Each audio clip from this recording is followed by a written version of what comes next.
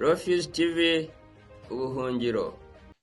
Ndi gutanga inyigisho zigenewe abayobozi, abantu bafite umuhamagaro, ariko burya twese dufite umuhamagaro wo gukorera Imana. Bita gukorera Imana, ariko njyewe iyo maze gusobanukirwa yuko ndi umwana w'Imana, dufite umuhamagaro wo kugira umwihariko. Umwihariko ni umurima abana mu rugo iyo batangiye gukura bahabwa kugira ngo bajye bashyiramo udushyimbo twabo, ibijumba se, icyo bashaka guhinga ngo bigane ababyeyi. Nicyo bita umwihariko mu kinyarwanda. Natwe mu nzu ya data, natwe muri uyu murimo ntabwo turi abakozi ba data mu by'ukuri. Iyo ubaye umukozi wa so ni uko aba yakugize umugaragu, ariko iyo uri umwana ntabwo iso aguha akazi ngo umukorere nk'uko abagaragu bamukorera mu mirima ye cyangwa mu bintu bye. Ahubwo iyo ubaye umwana ukuze, umubyeyi wa kinyarwanda yaguhaga akarima ku ruhande, akakubwira ati genda hari ujye wiharika, noneho nawe ujye uguramo agakabutura cyangwa uguramo akajipo, ukabona umurima wawe uhingamo imyaka. Noneho icyo ukuye muri wa murima ntabwo papa wawe yakikwakaga, ntabwo ababyeyi bakikwakaga, ahubwo cyabaga icyawe kugira ngo nawe utangire utunge amafaranga, nawe utangire kugira icyo wikenuramo ukoresheje ya sambu baguhaye bita ako karima nyine k'umwihariko. So rero mu murimo w'Imana, twebwe abana b'Imana muzabifate nk'umwihariko. Ni ahantu tujya kugira ngo Imana ituvumbishe hakiri kare ku butunzi bwayo bw'iteka yadugeneye, noneho tuyikorere. Kandi iki gihe tuzaba twikorera, ariko dukore twikorera mu mwihariko mu munani wacu, kuko tuzi ko turi abasangiramurage turaganwa na Yesu Kristo. Twari tumaze iminsi ndi kubabwira nti hari ibintu icumi, hari ibintu by'ingenzi icumi abana b'Imana babamo, abana b'Imana iyo bagikizwa banyuramo. Iyi nyigisho ikaba yaratewe n'uko nagiye mpura na bamwe muri mwebwe bambwira bati iyo dukijijwe umuntu akongera akagwa mu cyaha, mbese ubwo ntaba yaguye, mbese ntava mu gakiza? Ko ariko bari baratubwiye. Nkababwira nti hoya, nta muntu wakijijwe uva mu gakiza kereka utarigeze akizwa n'ubugenda, kuko ubwo atarigeze ageramo rero ntabwo bavuga ngo yaraguye cyangwa nta cyabaye, uwo nguwo aba agiye kuko atigeze ajyamo. Agakiza ntabwo gatakara. Icyo nicyo cy'ingenzi twabonye ku mwanya wa mbere. Twabonye assurance zirekana umwana w'Imana ugikizwa ko agakiza ke gadatakara. Ku mwanya wa kabiri twabonye ko iyo umuntu amaze gukizwa agomba kubatizwa. Kubatizwa bikaba ari igihamiriza twese abatari mu mutima w'umuntu yuko umuntu yakijwe, akaba yarakiriye Yesu Kristo nk'umwami we n'umukiza we, akaba yarinjiye mu ntama za Yesu Kristo, akaba ari umwana w'Imana. Icya gatatu twabonye yuko umuntu ukijijwe nicyo gihe yigishwa. Yesu Kristo yaravuze ngo mugende mwigishe abizera, mubabatize, noneho mukomeze mubigishe. Kwigisha bya mbere ni bya bindi byaba byatumye umuntu yizera agakizwa, ariko nyuma y'umubatizo hagomba kongera kwigishwa. Umwana w'Imana agakura azi ijambo ry'Imana, akagira ubwenge, kandi ijambo ry'Imana akarishyira mu bikorwa kugira ngo ashobore kwera imbuto z'ijambo, arizo mbuto z'umwuka wera. Nuko rero ibyo ni byo ushize narangirije. Ubu rero tugeze ku gice cya kane. Igice cya kane cyo kiravuga ngo ni ugusabana n'abandi bana b'Imana mu itorero, cyangwa kwifatanya n'umuryango w'abizera mu itorero. Nicyo gice cya kane tugiye kureba uyu munsi. Ndagira ngo nkirangize. Ariko rero turebe uyu munsi umwana w'Imana ugikizwa bamwigisha iki. Tugiye kureba ko umuntu ugikizwa yinjizwa mu mubiri wa Kristo mu itorero nk'urugingo rumwe mu zindi ngingo nyinshi. Bityo rero bagomba kumenyana n'abantu bo mu itorero, abandi banyetorero, abandi bana b'Imana. Noneho tunarebe ko kuba n'abandi mu itorero ari ibintu by'ingenzi, kuko mu itorero niho Imana yateganyirije yuko izo ngingo zigirirana, zifashanya, ziterana inkunga mu bintu byose. Tukaza kuheruka tureba ukuntu abanyetorero cyangwa abakizwa bagomba kugira aho bahurira, bagomba kugira igihe cyo guhura no guterana, icyo bita amateraniro yera.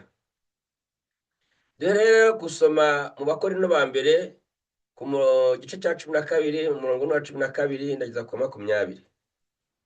Aho haranditse ngo nk'uko umubiri ari umwe ukagira ingingo nyinshi, kandi nk'uko ingingo z'umubiri zose nubwo ari nyinshi ari umubiri umwe, niko na Kristo ari, kuko mu mwuka umwe twese turimo twabatirijwe kuba umubiri umwe, naho twaba abayuda cyangwa abagereki, naho twaba imbata cyangwa umudendezo, kandi twese twujujwe umwuka umwe. Umurongo wa 14. Umubiri si urugingo rumwe, ahubwo ni ingingo nyinshi. Ikirenge cyavuga kiti ko ntari ikiganza si uwo ku mubiri, ibyo ntibyatuma kiba kitari icyo ku mubiri. Kandi ugutwi kwavuga kuti ko ntari ijisho si uwo ku mubiri, ibyo ntibyatuma kuba kutari uko ku mubiri. Mbese iyo umubiri wose uba ijisho, kumva kwaba he? Iyo wose uba kumva, kunukirwa kwaba he cyangwa guhumurirwa? Imana yashyize ingingo mu mubiri, izigenera aho ishatse zose uko zingana.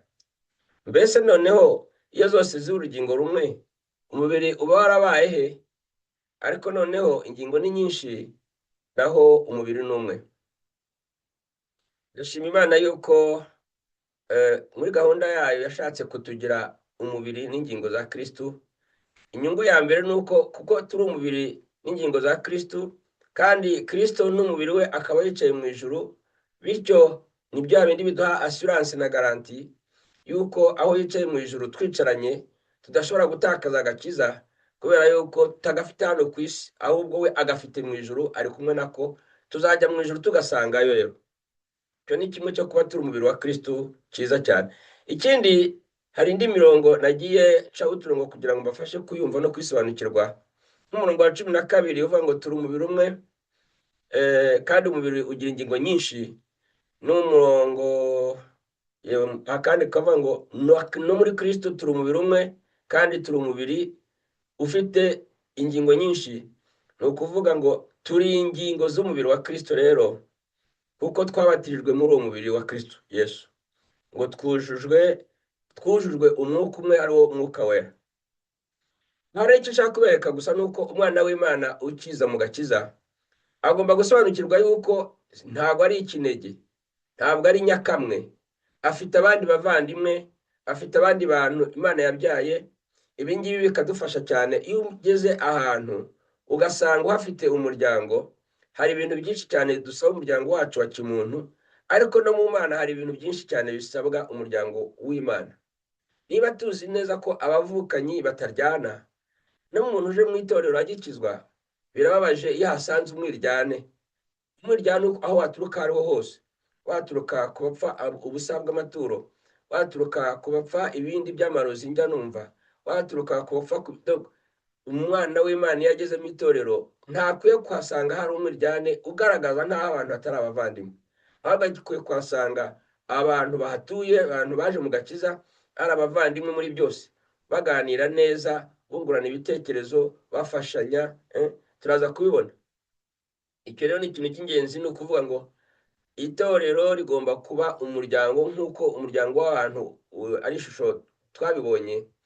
Ahari umuntu mukuru witwa umubyeyi, hakaba mu mama, hakaba abana bakuru n'abatoya, kandi bose bakaba babereyeho gufashanya, ntawe ubereyeho gupingana n'undi, ntawe ubereyeho kurwana n'undi, ntawe ubereyeho gucurana n'undi. Mbese buri wese akagira uruhare rwe mu kubaho k'umuryango. Iyo umwana yarwaye, abagomba kumurwaza no kumuvuza. Iyo umwe muri mu muryango arwaye cyangwa agize ikibazo, abandi nabo bamuba iruhande. Nicyo gituma mu itorero ibyo bintu bigomba kubaho. Rero birababaza iyo umuntu ageze mu itorero agasanga ubuhamya buhari ni nagiye ku ifunguro barandoga, ubuhamya buhari ni umuvandimwe yarangambaniye, ubuhamya buhari ni umugore wa pasiteri cyangwa umugabo wa pasiteri cyangwa ndewe mu itorero yangiriye nabi. Ibyo bintu ntabwo ari byo, kubera yuko aho nta buvandimwe buhari. Pawulo akavuga ati muramenye mwitonde niba muconshemerana mutamarana. Rero ntabwo mu mubiri wa Kristo hakwiye kuba muconshemerana. Nk'uko ijisho ritagira ishyari n'izuru, umunwa ubundi kuwuvugisha, amatwi yanjye akaba atari kuvuga ngo kuko utari kureka ngo abone ibyo uvuga, kandi amatwi agashimishwa n'uko umuntu uri kuvuga, umunwa nawe ugashimishwa n'uko amatwi ari kumva, intoki zanjye zigashimishwa n'uko amaguru yanjye ari kugenda, nguko uko Kristo twifuza. Nuko umuntu uje mu gakiza agomba kubana n'abandi, agomba kumenya ko aje mu muryango ariko ataje mu dukoko. Hari abantu gikizwa, sinzi impamvu nkunda gutanga ubuhamya bwanjye nigisha, ariko ngikizwa indyo umwuka yarambwiye ngo nitonde abarokore bameze nk'ibinyabwoya. Numva biranyobeye, ariko kuko barambabaga. Abarokore bakunze kumerera kuba ibinyabwoya ku bantu bagikizwa, kubera ko umuntu uje mu gakiza aba yizeye akirangariye mu bintu byo mu isi, aba atibuka cyane, abatazi n'ibyo gakiza, ahubwo we aba yibuka cyane ibyo avuyemo. Ariko wahagera bati dore nuko avugara, aracyavuga Mariya na Yezu ugasanga nje nivire mu gaturika, yego koko ndacyivugira Yezu, none sinari kuvuga Yesu ninde wamumbwiye. Hanyuma bati ntakizwa uriya, ntiyuzura umwuka, ntiyagire gute. Ngiye kwitotombera Imana yabaye akasa abantu uko nduzi bamereye nabi, arambwira ngo nitonde mu barokore harimo abameze nk'ibinyabwoya, harimo n'abameze nk'ibitovu. Ko kujya tubera abantu bakizwa baza mu gakiza ibitovu n'ibinyabwoya, ibintu bibi cyane. Iyo umuntu aje mu gakiza tuvuga niba yari asanzwe ari inyandagazi ku musozi yivugira ibishenzi, avuga ibintu byose bifite umutwe n'ikibuno, iyo aje mu gakiza agakomeza bya bintu bye ugasanga biramucitse arabivuze.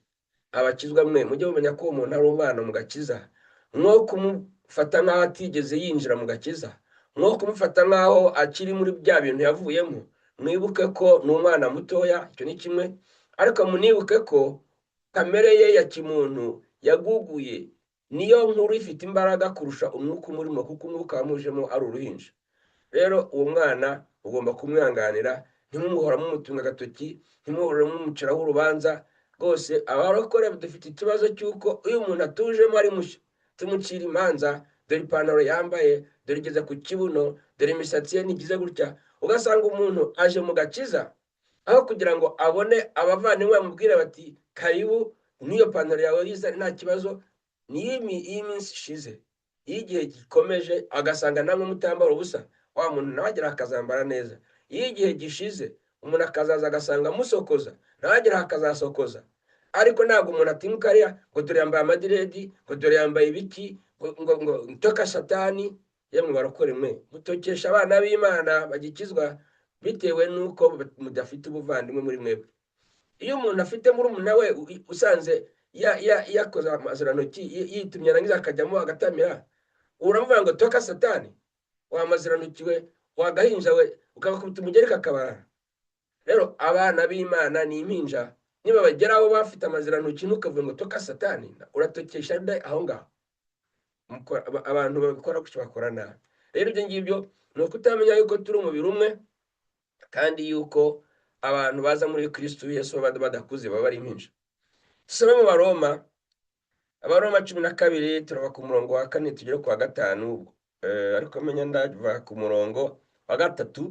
Niyo byiza ko ntangirira ku murongo wa 3 nze kugera ku wa 8 kugira ngo byumvikane neza. Aha ngaha haranditse ngo ndababwira umuntu wese muri mwe mbwirijwe n'ubuntu nahawe, mwe kwifata uko mutari, ahubwo mutekerereze mwitonze nk'uko Imana yagereye umuntu wese kwizera. Nk'uko mu mubiri umwe dufite ingingo nyinshi, kandi ingingo zose zikaba zidafite umurimo umwe, niko turi benshi, nyamara turi umubiri umwe muri Kristo. Umuntu wese n'urugingo rwa mugenzi we.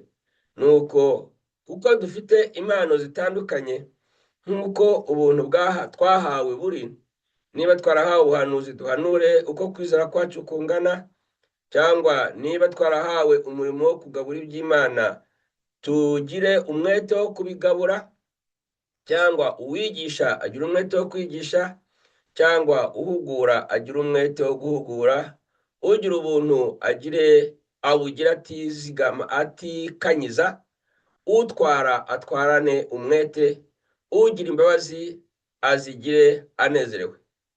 Aha bene data, ikintu kirimo cy'ingenzi gisobanuke neza nuko iyo umuntu yinjiye muri Yesu Kristo, nubwo yaba ari umwana, ariko Imana ibamuhaye impano ya mbere umuntu ahabwe yinjiye muri Yesu Kristo, ayihabwa atanabizi, niyo kwizera. Burya nta muntu uza muri Yesu Kristo Imana itamureheje. Yesu yaravuze ngo nta muntu uza kwa data, nta muntu nzaho Imana itamuzanye. Kariya kantu rero tuvuga ngo umuntu yaje kwizera, ntumugatekereze yuko yaje kwizera kubera imbaraga ze za kimuntu. Umubiri w'umuntu n'ubumuntu bwe ntabwo bwakwizera Imana, ntabwo bukunda Imana. Nibyo ijambo ryitubwira. Burya rero iyo ugize Imana ukabona umuntu avuze ati nanjye ndaje kwa Yesu, nanjye ndizeye, impano ya mbere umuntu aba ahawe ni iyo kwizera. Niyo mpamvu ngo Imana yageneye umuntu wese kwizera. Iyo niyo mpano ya mbere, ariko ntituyibara mu mpano z'ibanze kubera ko ariyo tangiriro. Ntabwo tumenya n'igihe twayiherewe, tuba twarayihawe tutabizi, ariko burya ni impano. Kwizera ni impano. Bivuga ngo kuza mu gakiza ni impano. Ntabwo abantu bataje mu gakiza bose ari uko babyanze, kuko mbibutse ko kera Yesu yigeze kubwira intumwa ze, bamubajije bati kuki wigishiriza mu migani? Abari abantu bakumva iki ko wigishiriza mu migani? Arababwira ati rega bariya abantu ibyo nigisha ntabwo ari ibyabo, ntabwo bigeze bahabwa kubimenya. Mwebwe rero kuko ari ibyanyu, kuko Imana yashimye kubibaha mwebwe, reka mbasobanurire ibyo nigishije mu migani. Bivuga ngo Yesu yigishaga nkana abantu agira ngo batumva, kubera yuko Imana itari yarabahaye kwizera. Ntabwo yigeze baha kwizera Yesu bariya abantu. Handi yigeze kubabwira, kandi mumenya narahasomye n'ejo hari mu nyigisho ibanza, arabwira ati erega igituma mutumva ibyo mvuga ni uko mutaraba Imana. None iyo muba Imana mwari kumva ibyo mvuga. Aho rero ni ukuvuga ngo niba Imana itari yabahamagaye, nta kindi bari gukora, ni uko itari yabashatse kubahamagara. Hari abantu Imana yahamagaye, hari n'abo Imana itahamagaye. Niyo mpamvu kwizera nabwo ni impano y'Imana, ntabwo ari ikintu umuntu atoragura mu nzira. Hari ibindi bintu Imana yatanze imaze gutanga uko kwizera. Buri muntu burya wese, umuntu wese yahawe impano. Gusa biratinda kugira ngo umuntu asobanukirwe impano yahawe, ariko umuntu wese yahawe impano. Kandi impano twahawe ntabwo zose zikora mu rusengero. Hari abantu bahawe impano zidakora mu rusengero. Ntabwo umuntu ashobora kujya gukora ibintu byo kuyobora ibintu, baza kubibona ko harimo ubutware. Dore impano zirimo abantu bahabwa, zimwe zitari zo mu rusengero. Iri mu rusengero ngo dufite impano zitandukanye. Iy'ubuhanuzi niyo mu rusengero. Noneho ngo duhanure uko kwizera kwacu kungana. Bivuga ngo hari abahanuzi b'abana bafite kwizera kutari kwinshi, babandi bajya berekwa ibintu by'ibicece cyane ku buryo baguhanurira ntumenye n'icyo bakubwiye. Ariko iyo niyo mpano yo mu rusengero. Izindi mpano ntabwo ari zo mu rusengero. Kugabura iby'Imana biravanze, harimo ibyo mu rusengero hakaba n'ibitari byo mu rusengero. Ni imirimo yo hanze y'urusengero, ariko ni impano kugira ngo ushobore kubikora, cyane cyane ubikora utibye amafaranga baba baguhaye. Hari iyindi mpano yo kwigisha, yo murabuzi ko iri mu itorero, ariko nakubwira ngo impano yanjye yo kwigisha ntabwo nayivumbuye ndi mu itorero. Impano yanjye yo kwigisha ahubwo nayivumbuye ni muri kaminuza. Ni ukuvuga ngo Imana baguhaye icyo kintu cyo kwigisha gikurura abantu bumva inyigisho zawe bakaba badashaka kuhava. Naho bwa mbere navumburiye yuko nshobora kuba mfite impano yo kwigisha, nubwo ntari ndi kwigisha ijambo ry'Imana, ndi kwigisha psychology kuko niyo nari narize, ariko impano yo kwigisha. Nyuma rero ubu ngubu Imana yarabikomfaminze inshyira mu kwigisha ijambo ryayo. Ariko hari ibindi bintu. Hari ngo abafite impano yo guhugura bahugura bafite umwete, bahugurana umwete. Guhugura ntabwo bivuga guhugura abantu mu ijambo ry'Imana gusa. Abantu benshi muzi ibyo twitaga amahugurwa mu madevelopoma, amahugurwa mu iterambere ryose, amahugurwa mu bucungamari. Amahugurwa n'umuntu ufite icyo akurusha akakwigisha kugira ngo nawe utere imbere. Rero aravuga ngo uwahaye impano yo guhugura abandi abikoranye umwete. Muribuka ko cyangwa se ntimubizi, ariko mu by'ukuri mu matorero hari ibintu bita ngo developoma, ibintu bikorwa byo by'iterambere ry'igihugu, gushyiraho amavuriro, gushyiraho amashuri, kwita ku baturage n'ibindi bindi bitari ivugabutumwa muri rusange. Ababikora burya bafite impano y'umwuka we. Niyo mpamvu mu ijambo ry'Imana uwitwaga Beseriyeli na Oriyohabu bari batagiye ku musozi hamwe na Mose ngo bahabwe amategeko, berekwe uko inzu y'ihema ry'Imana izaba imeze. Imana yabwiye Mose iti manuka mu kibaya hariya, hari abantu nujuje umwuka wera. Bariho Oriyohabu na Beseriyeli na bene wabo, mugende nibo bazakora imirimo y'ihema, nibo bazaryubaka. Noneho ibintu byose byo kubaka ihema byahawe Oriyohabu na Beseriyeli, ntabwo yigeze bizanirwa Mose, ntabwo byigeze bizanirwa Abalewi n'abatambyi. Nuko Oriyohabu na Beseriyeli bakora imirimo yose yo kubaka ihema kandi batarigeze bajya ku musozi hamwe na Mose, ariko kuko Imana yari yatanze impano mu mwuka wera zo kugira ngo bagire ubushobozi bwo kumenya kubaza amabuye yo kuyaconga no kugira gute. Bityo rero bene bana b'Imana, nimubona umuntu akijijwe ariko akaza akijijwe yarize yarizwe banking, yarize ibindi bindi, uwo muntu Imana imuhaye agakiza, ariko yamuhaye n'impano yagirira itorero akamaro. Mugomba kumukoresha mu mpano ze, nubwo atazi kuvuga mu ndimi, ibyo ntabwo ariko kazi ke, siyo mpano Imana yamuhaye. Nta rero bizatuma itorero ritera imbere, kuko ntabwo itorero rishobora gutera imbere harimo abakene bavuga mu ndimi gusa, kandi abakire barimo aho ngaho mutabaha umwanya, kuko Imana yabahaye ubukire n'impano kugira ngo baze gukiza namwe b'abakene mu itorero abo yahaye izindi mpano. Iki kintu ni ikintu cy'ingenzi ahangaha mugomba gusobanukirwa mu Baroma, nuko Imana yahaye abantu impano nyinshi. Rero haravuga ngo yahaye abagira ubuntu ngo babugire batikanyiza. Mwumva ko kugira ubuntu ari impano, ariko se wagira ubuntu utagira icyo ufite cyo gutanga? Ni ukuvuga ngo umuntu burya utunze ibintu, Imana yamuhaye ibintu kugira ngo azajye agira ubuntu. Bivuga rero ngo niba mugeze mu itorero umuntu ukijijwe akaza ari umumiliyoneri, akaza ari umunyamafaranga, uwo ni umugisha w'Imana ihaye itorero. Ntabwo mvuze ngo mujye mumufata uko bidasanzwe aba ari mu intebe ya mbere, bya bindi abantu bajya bakora bagafata abakire bakabashyira imbere bagasuzugura abakire. Ntabwo aribyo mvuze, ariko icyo mvuze ni uko Imana yakoze ku buryo no mu itorero ryayo hazamo abantu yahaye umugisha w'amafaranga w'ibifatika kugira ngo ibahe n'iya cya kintu cyo kugira ubuntu.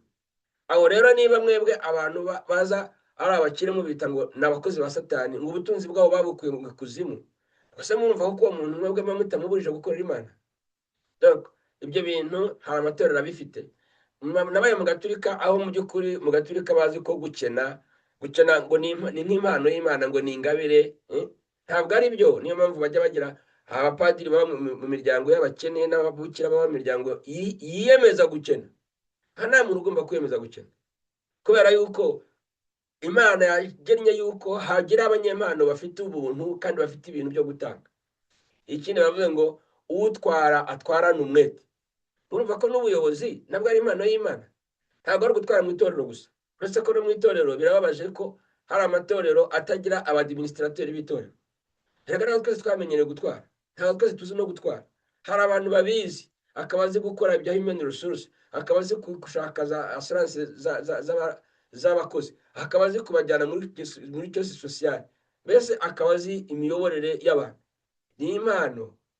Niyo mpamvu mujya mubona hari abantu batize amashuri menshi ariko b'abayobozi, kuko ni impano Imana itanga. Iyo mpano rero ntabwo Imana yayitanze ngo ikore mu itorero gusa, yaranayitanze no hanze y'itorero ngo ikore.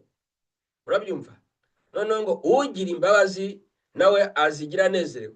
Uzi ko hari abantu nyine bafite umutima w'imbabazi ugasanga barazifite pe. Irya ni impano y'Imana. Icyo nshaka kubereka aha ngaha muri ibi ngibi, iyo umuntu yinjiye mu gakiza agomba gusangamo ibintu byose, kandi nawe afite ibye azanye, mujye mumwakira n'amaboko yombi kandi mumwakirane urukundo. Nta muntu n'uyu n'umwe Imana itahaye impano, nta muntu n'uyu n'umwe Imana itahaye impano. Ndetse ahubwo hari abo Imana yahaye impano nyinshi cyane, nyinshi zigaragarira n'abandi. Ariko mukibuka ko impano zose Imana yatanze yazitangiye kugira ngo tuzihe abandi. Ntabwo Imana yampa impano yo kwigisha igira ngo njyewe niyigishe.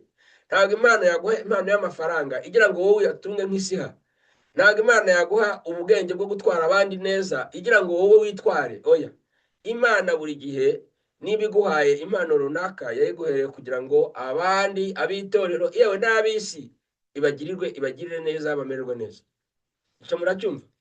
Konko umukizwa mujye mumubwira muti karibu n'impano zawe turazakiriye, karibu n'ibyo tuzaniye turabyemeye, karibu natwe uzaze tuguhe ku byacu. Ariko nguko uko abana b'Imana bagomba kubana, bose ari abanyempano kandi zuzuzanya. Impano zigomba kuzuzanya bene data. So mujye mwakira abana b'Imana kandi mu itorero mube nk'abavandimwe, nk'abuzuzanya, mwoko nk'abarwana. Birababaza iyo abantu b'Imana babaho barwana, sinzi n'icyo baba bapfa, ariko mu itorero ko nta bukire nabonye budasanzwe, abantu bapfa iki koko? Nibyo bindi ngo abasangira ubusa bitana ibisambo. Oya, mujye mu abavandimwe mwo gusangira ubusa ngo mu Rwanda. Abefeso 4 ku murongo wa 16, ariko kugira ngo mubyumve neza, era ku wa 15. haranditse ngo ahubwo tuvuge ukuri turi mu rukundo, dukurire muri we muri byose, uwo ni Yesu Kristo. Uwo ni we mutwe ari wo Kristo.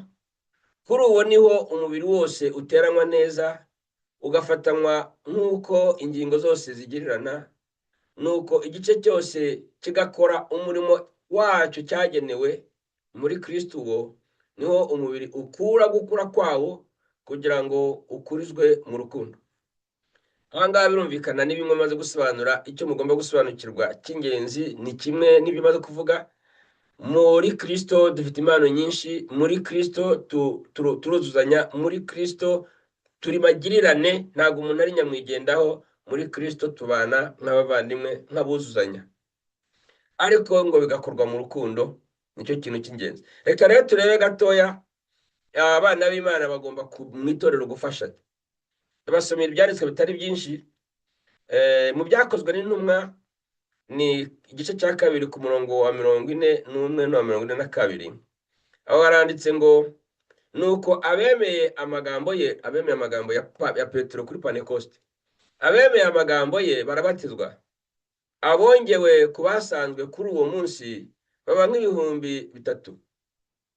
Noneho bahoraga bashishikariye ibyo intumwa zigishaga, bagasangira ibyabo no kumanyura umutsima no gusenga. Aha ndagira ngo mvuge utuntu dukeya. Ku munsi wa Pentecote nari nawigishijeho, ariko hari agace kuko abantu Petero yabwirije, yigishije ijambo atangiye kubasobanurira ati ntabwo twasinze, ahubwo ibi ngibi byarahanuwe. Atangira kubabwira ijambo ry'Imana, ababwira ibyahanuwe na Yoweli. Amubwira ati byarahanuwe na Yoweli yuko ku minsi ya nyuma Imana izasuka umwuka wayo n'ibiki. Nuko ngo ababyumvise rero uko Petero yigishije, baramubwira bati dukora iki? Ati nimubatizwe mu izina rya Yesu. Nuko rero ngo abemeye amagambo barabatizwa bagera nko ku 3,000. Icyo ntakivuze ahandi. Nanone iriya mibare 3,000 y'abantu bize kuri Pentecote igeranwa n'abantu 3,000 bapfuye ku munsi wo kwakira amategeko. Ariko ku murongo wa 42 niho nshaka gutinda, niyo mpamvu navuze ngo reka mpere kuri 41 mu byumve neza. Ariko ku murongo wa 42 n'ufite inyigisho ndashaka kubagezaho. Ngo bari bashishikariye ibyo intumwa zigishaga, bashishikarizwaga kumva inyigisho. Abantu rero badashishikara kumva inyigisho mu by'ukuri ntibakakubeshere, nandi kuvuga muri rya jambo, ntibakakubeshe ngo cyakora turi mu rugendo rujya mu ijuru. Oya, baba bakubesha cyane, kuko iyo umuntu atari muri Yesu ntaho ajya. Waba utari muri Yesu warahwanyutse, uri ishami ryahwanyutse, kandi muri Yesu ni mu ijambo. Rero umuntu udaterana ngo yumve ijambo ry'Imana ntabwo yakubwira ngo cyakora ngo njyewe ndi muri Yesu ndajya mu ijuru. Ntaho ujya niba ijambo utari bamwe.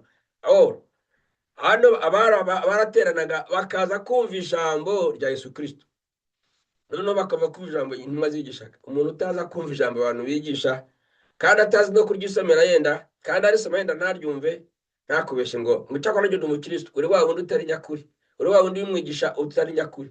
Umukristo w'ukuri, umukristo wigishwa Yesu Kristo, umwana w'Imana uwo bita nyakuri, ni umwana ukunda ijambo ry'Imana. Aho ngaho kandi niho byanditse mbasobanurira ngo umuntu wumva inyigisho, umuntu ukunda ijambo ry'Imana, niwe Imana iha ibisubizo byose. Ntabwo Imana iha ibisubizo byose abantu basenga.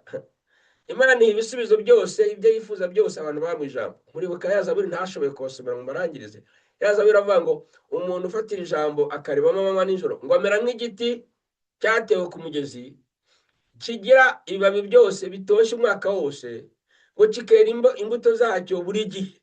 Urabyumva? Ntabwo ari umuntu uhora mu masengesho wera imbuto buri gihe, cyangwa se ibibabi bye bikaba bitoshye buri gihe. Umuntu uba mu ijambo ry'Imana. Njyewe mbabwiye modeli yanjye yo gusenga, ndababwira ngo njyewe ntinda cyane mu ijambo, kandi nkabona mbona ibisubizo kuruta iyo nagiye mu magambo. Iyo ngiye kubwira Imana amagambo menshi, akenshi taboro hari ikibazo mfite, ntatangira kuvuga njye irambwira ngo dore igisubizo ndakiguhaye. Nakora umuhango wawe no kuvuga ngo navuze ngo ndiriza iminsi 3, ngo ndasenga iminsi 3, reka mbikora. Ariko nuba ari umuhango, kuko ntabwo yansubije kuko maze gusenga. Ekata mbona natangira gupfukama ngo ngire nkabona igisubizo. Nicyo mbigenza uko mbigenza rero. Ntabwo niba nabonye igisubizo nshobora kujya kwicara ngo nkomeze mvuga amagambo. Oya, fata Bibiliya yanjye ngavuga ntuka uwo mwanya usigaye rero ngiye kwiga ijambo. Nkajya mu ijambo ngasoma, nagakora ngasanga ijambo rirambwira ibyo ndakora neza, ijambo rirambwira ibyo nkora igice, ijambo rirambwira ibyo ntaragerageza na rimwe mu buzima, ijambo riransobanurira uko ngomba kwitwara. Nkajya mu ijambo narangiza ngataha nkazinga, nta dawe uri mu ijoro, nta ndakuramutsa Mariya, nta ariko najya kuranga ngasanga iyo nkoze gutyo nibwo ibintu bigenda neza. Ariko ni ukubera iki? Ni uko yambwiye kandi nkasobanukirwa ngo ibisubizo byanjye ntabwo biri mu masengesho, ibisubizo byanjye biri mu ijambo. Ngera no kureba nsanga niko twese bimeze. Ibisubizo Yeshuwa yari akeneye kugira ngo azashobore gufata igihugu cyose. Ntabwo byari biri ngo Yesuwa ngo ujye utamba buri munsi ihene n'intama n'ibiki bya bindi byo mu barewe. Aramubwiye ngo ijambo ryanjye ujye uritekerezaho ku manywa n'ijoro. Ku manywa n'ijoro rero ntabwo Yesuwa ari kurara atamba ihene, atamba intama, ashaka inuma. Ntabwo ari ibyo Imana yamubwiye. Jya uritekerezaho, uryuze, ushyire mu bikorwa ibyaryo. Nicyo umuntu ugomba kwigisha ijambo agomba gukora. Iyo uri mu urwo rwego rw'ijambo, ndakubwiza ukuri, nta gusenga.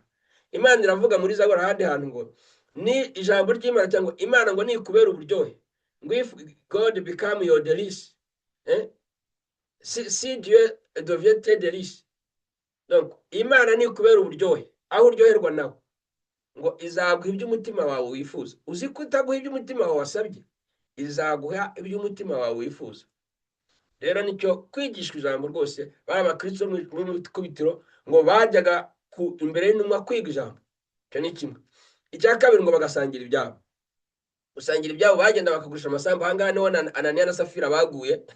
Uko bagiye kugurisha ibyabo ngo baze gusangira, bazana uduce ntibazana byose. Icyo ntabwo aricyo cy'ingenzi, ariko gusangira ibyabo. Baravuga ngo basangiraga ibyabo kugira ngo hatagira umukene uboneka muri bo. Ni ukuvuga bene data mu itorero ry'ukuri rya umubiri wa Yesu Kristo, niba mugenzi wawe yaburaye, icyo kigomba guhangayikisha abanyetorero bandi. Niba mugenzi wawe atambaye, icyo kigomba guhangayikisha abanyetorero bandi. None niyo mpamvu bashyira hamwe ibyabo kugira ngo hatagira uburara, bagashyira hamwe ibyabo kugira ngo hatagira uwambara ubusa, bagashyira hamwe ibyabo kugira ngo bavuze umurwayi, bamusure, bagire bareba uwabyaye bamuhembe. Hari imirimo yo mu itorero ikorwa nuko abantu bashyize hamwe ibyabo, yewe kandi banagiye hamwe. Urumva rero ko abakristo ba mbere biriya bintu babibagamo, natwe tugomba kubibamo gutyo. Noneho ikindi kintu kivugwa hariya mu byakozwe n'uba ngo bamanyira kumanya mu mutsima byo ni ifunguro. Ubu ngubu turatatera tudafungura, tudafata ifunguro, ariko nzashaka uburyo tuzajya duterana tugafata n'ifunguro, kuko ifunguro bafataga n'iki? Ni ibiryo by'iwabo. Ni ibiryo by'iwabo, ntabwo ari wa mutobe wa rozeye. Rozeye burya ni ibyo bakoze kugira ngo tubone ibyo tunywa mu barokore. Ni ibiryo by'iwabo bazanaga bakarya bagasangira. Ariko rero niba muri igihe bya tekinoloji tudashobora kubona uko tujya ngo dusangire, hakaba duteganya kuba twagira ifunguro, tuzashaka uburyo twabigenza.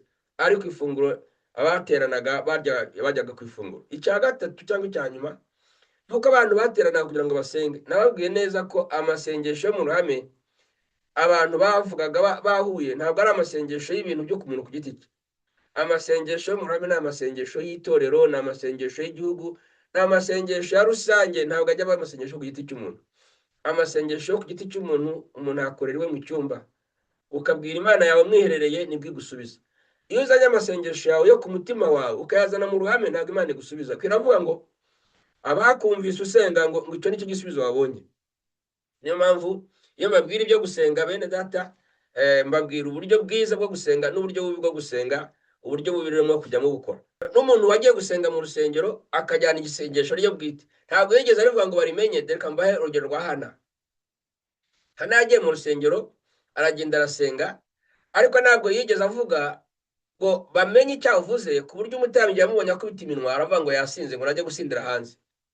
Ubwo rero yaba ari mu masengesho nka bya bindi byacu, yari kujya ku karubanda ati mumfashe gusenga bene data, kubera yuko ntabwo ngira umwana, muramukazi wanjye amereye nabi, buri gihe arankubita cyangwa arantuka, nguko ngayo.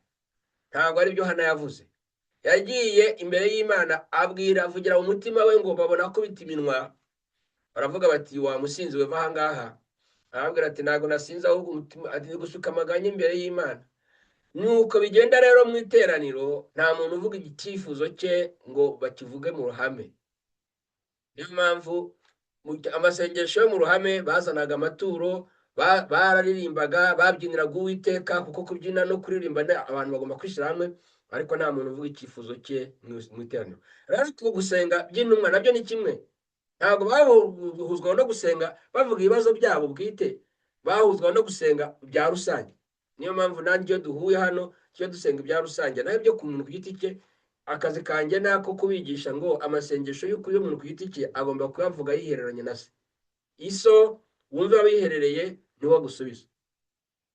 Mbesome mu Yohana wa mbere y'ibaruwa umurongo wa mbere njye ku igice cya mbere ku murongo wa 7, ngo ariko rero iyo tugendeye mu mucyo nk'uko nayo iri mu mucyo, tuba dufatanyije ubwacu, kandi amaraso ya Yesu Kristo umwana wayo atwezaho ibyaha byose.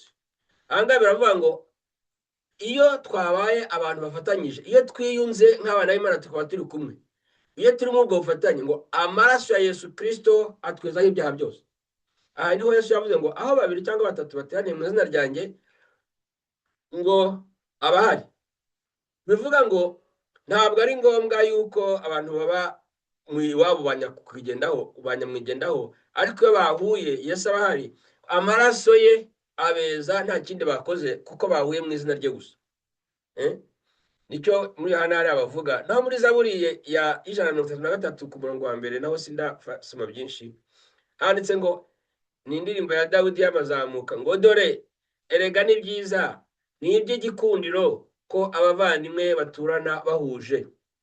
Ni ukuvuga ngo ni byiza yuko abana b'Imana bahuza, ni byiza yuko abana b'Imana baba abavandimwe kandi bagaturana mu mahoro. Abaroma 15 ku murongo wa 7, naho ntabwo ndasoma byinshi, ndasoma umurongo uvuga ngo nuko mwemerane nk'uko Kristo nawe yabemeye, kugira ngo Imana ihimbazwe. Ni ukuvuga ngo umwana w'Imana mu gakiza ugomba kumwemera uko aje, uko ari, kuko ngo nibwo Imana ihimbazwa. Nawe uko ari uko aje, reka nongeye gusubiramo rwa rugero rwo abarokore banga imisatsi runaka, banga n'ingutiya runaka, banga n'amakabutura runaka, banga ibiki. Oya, umwana w'Imana niba aje ari uko aje, bimwakira umwemere, kuko na Yesu yaramwemeye. Umwakire gutyo umwemere, kuko na Yesu yaramwemeye. Noneho numwerera imbuto nzima, akazabona yuko burya njyewe nza nambaye ibigeze mu kibuno, ariko mbona mugenzi wanjye atabyambara, ubwe azibwiriza areke kwambara ibigeze mu kibuno. Ariko aravuga ati ariko njyewe nubona mugenzi wanjye udusatsi twe hari ukuntu dufata, hari ibintu, ubwo azibwiriza afata imisatsi nk'iyawe, ariko kuko wamwereye imbuto, kuko hari ikintu cyiza yabonye ukora agashaka kukigana. Ariko ntugacishe hariya ngo utangire gutokisha amasatani, amadayimoni, kuko ubonye umuntu yinjiye muri kamere ye y'ubwana bwo mu mwuka, y'ubuhinja bwo mu mwuka, muri kamere ya kimuntu. Donc rero mujye mwemera abantu uko baje ku Mana. Yesu aravuga ngo nimuze mwese murushya n'abaremerewe, kandi muze uko muri, hanyuma ndabakira uko muri, nyuma imitwaro yanyu ndayifata. Umuntu rero nabazaho mujye mwakira uko ari, hanyuma imitwaro ye Yesu abona uko ayifata. Ariko ntimugatokeshe ngo mwishire ku ruhande munene abandi bantu, ntabwo ari byiza. Biriya bintu byo kunena no gutenga ntabwo ari ibintu by'itorero ry'Imana, ni ibintu by'itorero ryavangiwe. Magalatiya 6:9 kugera ku murongo wa 10, baranditse ngo twe gucogora gukora neza, kuko igihe nigisohora tuzasahurura nutagwa isari. Ngo nuko rero tugirire bose neza uko tubonye uburyo, ariko cyane cyane abo mu nzi y'abera. Ni ukuvuga gukora neza ni bigomba kuba intego gusa. Nigeze kuvuga muri izi nyigisho ndabwira ni bene data, umukristo nyawe, umwana w'Imana nyawe, ntabwo ari ushakisha kwirinda gukora ibyaha, oya, ahubwo nushakisha ikintu cyiza cyo gukora. Aho guta igihe uvuga ngo reka nihambire ndasambana, reka nihambire ntakwagwa mu cyaha, reka ngire nirinde nagira gutya, jya uvuga uti reka nkore icyiza, ngo ugambirire kandi wowe gucogora mu gukora icyiza, ibindi byose ubyihorere. Ntabwo wabona umwanya wo gukora ikibi iyo ufite igihe cyo gukora icyiza. Reka mbaho urugero rworoshye. Ubwo ndi kwigisha, muri uyu mwanya ndi kwigisha ngaho nsobanurira ukuntu nabona umwanya wo kujya kuheheta. Ukura ese niba nindara kwigisha nkamara amasaha 2 cyangwa isaha nigisha, narangiza ngakubitaho indi saha 2 cyangwa ndi gukora montage, narangiza ngakubitaho umunsi wanjye ukaburarangiye, nzakuraho igihe cyo kujya kwiruka inyuma y'ingutiya? Nta gihaba. Rero bene data, iyo umuntu ashaka kuba umukristo mwiza, kwihambira mu kurwana no kuvuga ngo reka ntareba umuntu utambutse, reka ntagira gutya fata gahunda yo gukora ibintu byiza. Umwanya uri gukora ibintu byiza ntago uzabona uko ukora ibintu bibi. Fata gahunda yo kumvira ijambo, ukora ibyo ijambo rikubwira. Umwanya wo gukora ibyo ijambo rikubwira ntuzabona umwanya wo gukora ibyo ijambo ritakubwira. Niyo gahunda y'umukirisitu. Twe gucogora gukora neza, tugirire bose neza, bose bifateho intego. Ugirire bose neza utitaye ku bari bo, utitaye ibyo baturuka, utitaye ku macakubiri yose. Hanyuma ariko nabo mu nzu y'Imana nabo ngo bagirire neza. Bene data, ibi ngibi tubikoze tuba turi abana b'Imana nk'uko Imana itwifuza, nk'uko dushaka. Icyanyuma ngiye gusoza naho nibyerekeye amateraniro yera. Ejo bundi cyangwa se ejo ndi kubabwira nti mu by'ukuri kubera yuko Imana idasubiza amasengesho, ahubwo Imana isubiza gahunda yayo. Imana isubiza ibyo yavuze. Imana igendera kuri gahunda. Niba yaravuze ngo nzaguha ibyifuzo byawe byose, nzasubiza ibyifuzo byawe byose, ari uko wowe mu ijambo ryanjye. Ntukavuge ngo reka njye gusenga nibwo izansubiza. Oya, jya mu ijambo ryayo, ahubwo utegereze nujya gusenga uyibwire uti nuse ko ejo niriwe ndi gusoma ijambo ryawe kandi narishyize mu bikorwa, kutaransubiza cya kibazo ntanakubwiye kandi ubu nawe uzi. Iyo wishuje Imana gutyo navuga ngo ntabwo ugira isoni, ahubwo iravuga iti arambonye, ijambo ryanjye yarigendeyemo, none ari kunyishyuza kandi aranyishyuza iby'ukuri, iragusubiza. Niko ibigenza. Rero icyo nshaka kukwereka hariya ni uko nigeze kuvuga abwira abantu nti bene data, kuza gusenga ntacyo bimaze mutaje kumva ijambo ry'Imana. None abantu baravuga ngo se ko navuze ko gusenga ntacyo bimaze, ngo hanyuma ngo buriya ngo ari kutwigisha ngo adukweye tutaje guterana. Oya, guterana kwera niho bigishiriza ijambo ry'Imana. Ntabwo guterana kwera ariho baza gusengera necessarily. Gusenga ni igice kimwe, twayibonye ibyahuzaga bari abantu bo mu iteraniro rya mbere. Gusenga ni igice kimwe kandi basenga bavuga amasengesho. Ibindi bice binini cyane ni ukwigisha ijambo ry'Imana. Ibindi bice binini cyane ni ugufashanya hagati yabo no gusya. Donc gusenga ni akantu kangana urwara udashobora gusimbuza kuba mu ijambo. Rero dore mu Baheburayo tugiye gusoma guterana ni ngombwa. Mu Baheburayo igice cya 10 umurongo 24 no 25, ariko nahera ku 22 kugira ngo byumvikane neza. Ngo twegere, no kuva twegere Yesu Kristo cyangwa twegere Imana. Twegere dufite imitima y'ukuri, twizera rwose tudashidikanya, imitima yacu iminjiriweho gukurwaho kwimenyaho ibibi, n'imibiri yacu yuhagijwe amazi meza. Dukomeze kwatura ibyiringiro byacu tutanyeganyega, kuko uwasezeranije ari uwo kwizerwa.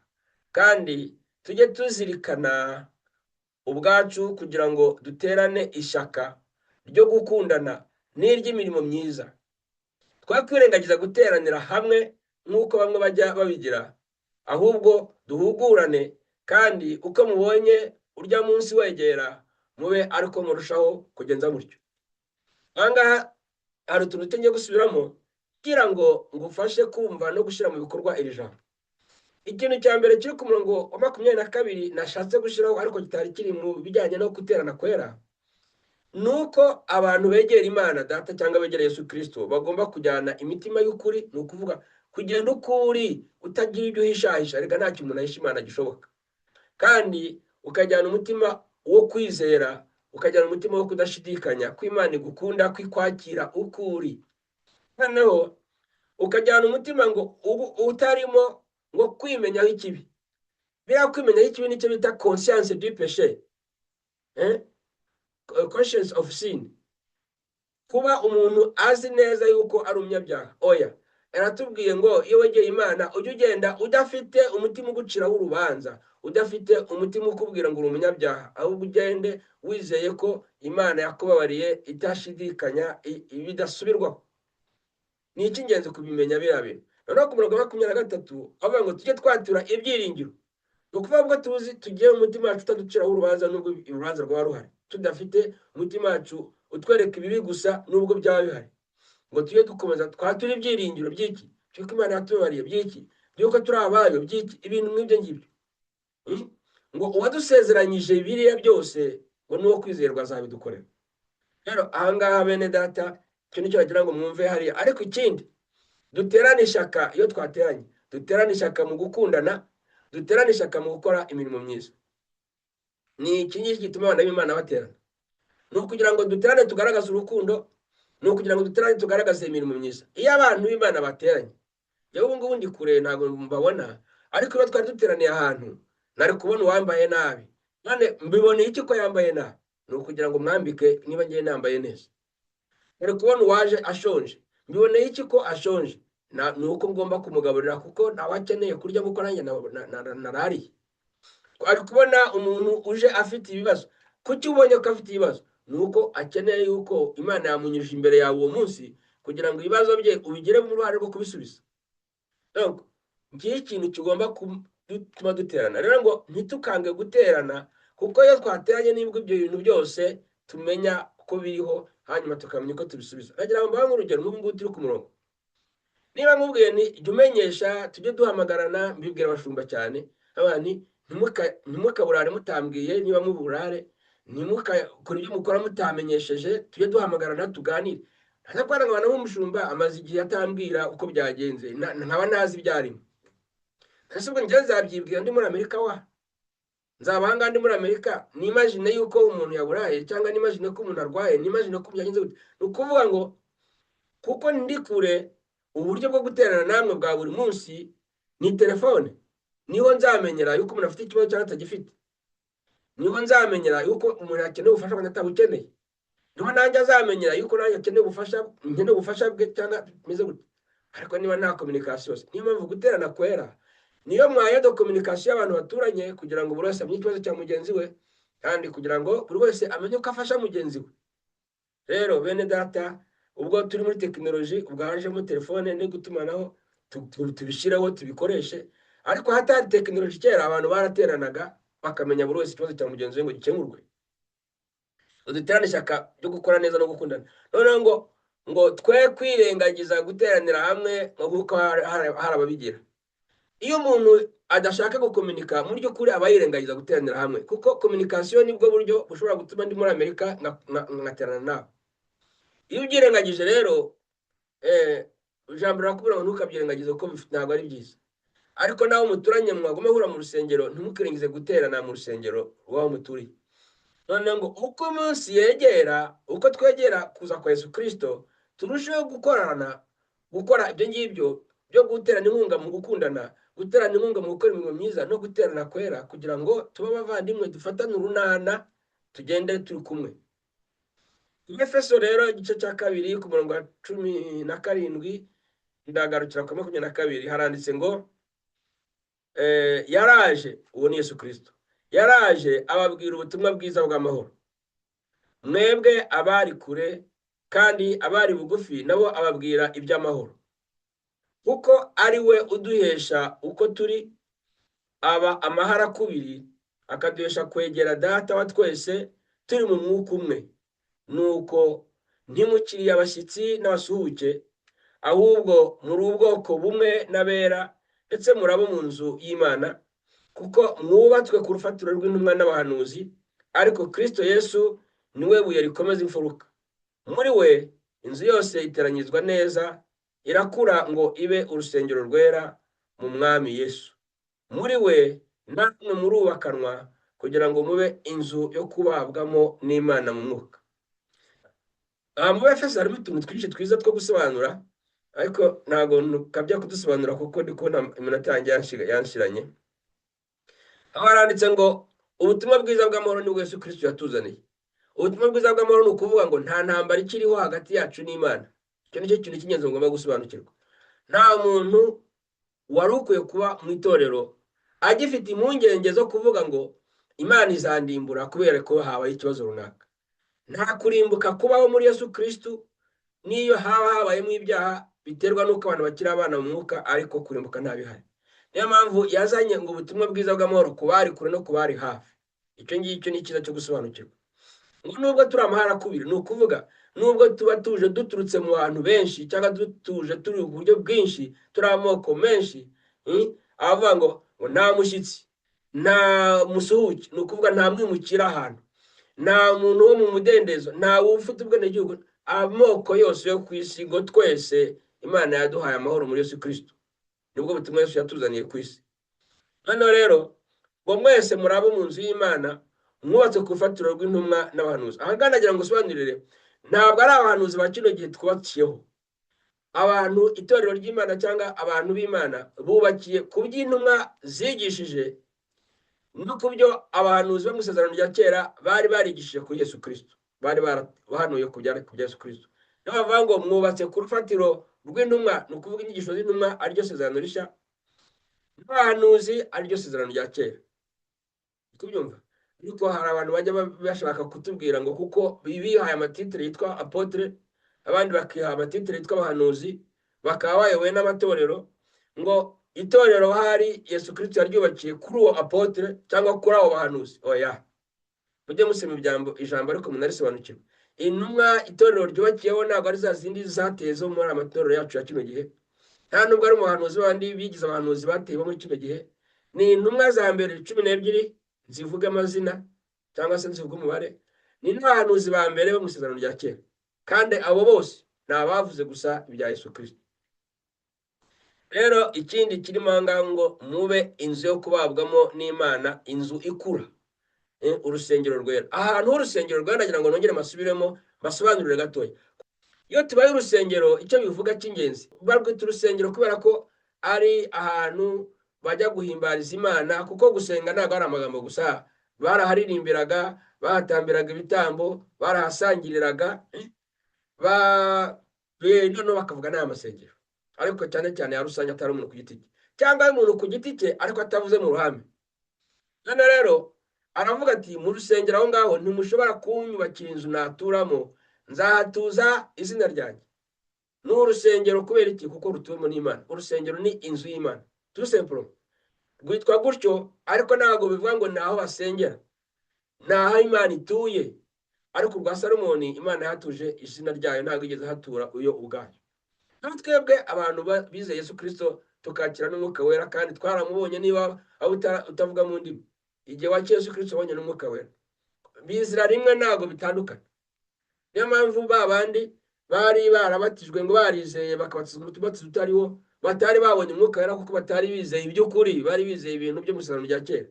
Noneho barongera babasubirishamo, babarambikaho ibiganza ngo buzuye umwuka wera. Icyo bishaka kuvuga ni uko urusengero twabayeho tumaze kuba abana b'Imana, naho Imana ituye, nicyo bivuga uru rusengero. Ntabwo ari necessairement aho dusengera, nubwo nabwo tuhasengera, ariko icya mbere inyito y'urusengero ntaho Imana ituye. Bavuga ngo urusengero rw'ikigirwamana cyangwa urusengero rw'Imana, kuko ariho baba batuje iyo Mana. Icyo gihe babita ngo urusengero, hari ubwo nta muntu uri gusengeramo n'Imana, hari ubwo iba itari gusengwa icyo gihe, ariko kuko ariho ituye hitwa urusengero. Inzu yitwa perezidanse kuko ariho perezida aba, ntabwo yitwa perezidanse kubera ikindi, ni uko ariyo nzu yo guturwamo na perezida. Ashobora kuba adahari rero, ariko ikomeza kuba perezidanse kubera yuko iyo nzu yagenewe guturwamo na perezida. Natwe urusengero rushobora kuba utari gusenga, ariko kuko yagenewe guturwamo n'Imana yitwa urusengero. Aho muri kubyumva neza? Naho Imana iba niho yitwa urusengero. Noneho byashoboka uburyo bwo gusenga Imana n'uburyo bwinshi, noneho akaba kuko n'amasengesho muri urwo rusengero, ariko siyo y'ingenzi. Icy'ingenzi ni uko Imana iri hano. Natwe twitwa urusengero kuko Imana irutuyemo, ariko ibindi Imana itarutuyemo igatura ahandi, ubwo niho haba urusengero, ntabwo ikibazo. None itahatuye rero, ukajya gusengera ahandi idatuye, hahinduka urusengero, ubwo nuko hasengeye se? Oya, mu nzu itari ya Salomoni hari andi mazu, abajya gusengera mu yandi mazu babaga bagiye mu rusengero, kandi ayo mazu kuba babaga bayasengeyemo. Ahantu umuntu asengera ntabwo ari urusengero iyo hatatuwemo n'Imana. Cyo noneho ndumva cyakumvikana. Urusengero n'aho Imana ituye, ntabwo urusengero aho basengera. Refuge TV, ubuhungiro. Iyi mwumva ni televiziyo ya Minisiteri Yera Mpuzamahanga, Global Holy Ministries, ifatanyije n'itorero ryera mpuzamahanga, Global Holy Church.